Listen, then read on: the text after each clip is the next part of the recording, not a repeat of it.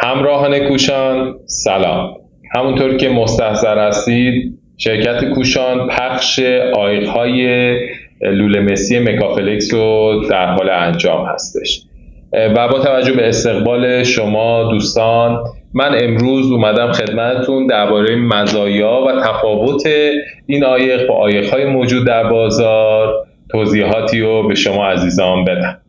تفاوت عایق‌های موجود در بازار که از جنس رابر یا لاستیک هستند با عایق‌های پلی‌اورتان که در محصول مکافلکس دیده می‌شود در این است که عایق‌های پلی‌اورتان امروزه در همه جای دنیا استفاده میشه و از هر کی بپرسید 100% میگویند که کیفیت برتر در واقع عایق‌های پلی‌اورتانه، ولی تکنولوژی رابر یا پلاستیکی خیلی قدیمیه و کیفیتش پایینه که متاسفانه هنوز در ایران داره استفاده میشه.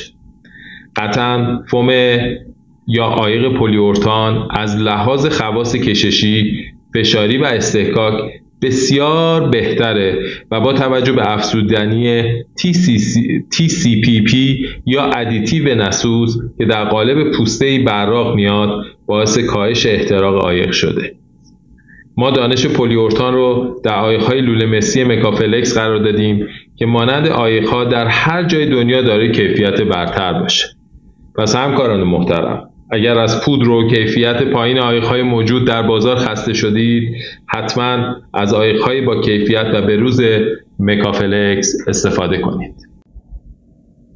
جهت سفارش عایق‌های مکافلکس حتما با ما در تماس باشید.